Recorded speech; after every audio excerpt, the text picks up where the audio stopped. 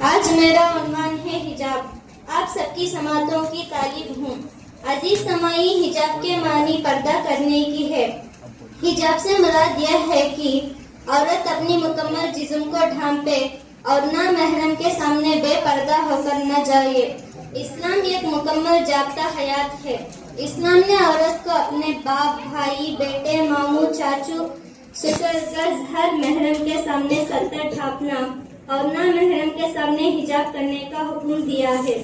جنابے والی سطر ڈھانپنے سے یہ مراد ہے کہ سر کے بال، چہرہ، ہاتھ، جسم اور پیر کو مکمل طور پر ڈھانپا جائے۔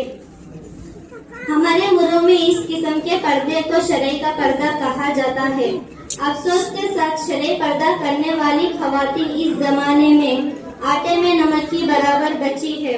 مزید افسوس تو اس بات کی ہے کہ ان خواتین کی بھی کسی جانب سے کسی قسم کی حمایت سے نہیں کی جاتی، بلکہ انہیں زیادہ تر مخالفت کا سامنا کرنا پڑتا ہے۔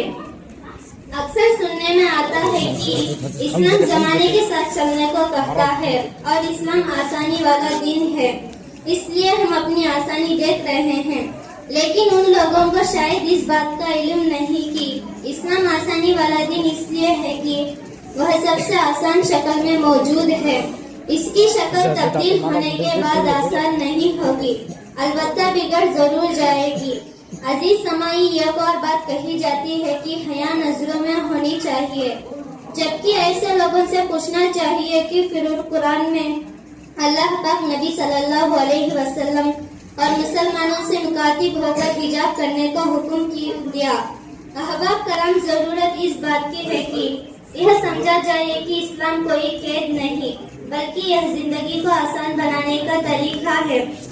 حجاب کرنا دکھانے سے ہونے کے مترادف نہیں، کیونکہ کپڑے انسان نے جب پہننا شروع کیے، جب اس نے ترقی کی اور حجاب کرنے کے بعد یہ نہیں ہوتی تو سوچا آخرت میں جہنم کی گرمی کو کیسا برداشت کیا جا سکے گی۔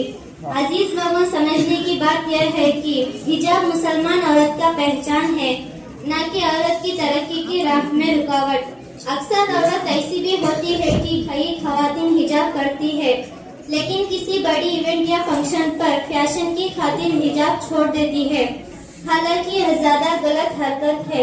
اس سے ظاہر ہوتا ہے کہ اس روز اللہ کو چھوڑ کر نفس کو چنا گیا ہے، جبکہ ہمیں چاہیے کہ اللہ کی رسی کو تھامنے کے بعد اسے چھوٹنے نہ دے۔ اس دعا کے ساتھ اب سب سے اجازت چاہوں گی کہ اللہ پاک تمام مسلمانوں کو حجاب کرنے کی اور اسلام پر عمل کرنے کی توفیق عطا فرمائے۔ آمین۔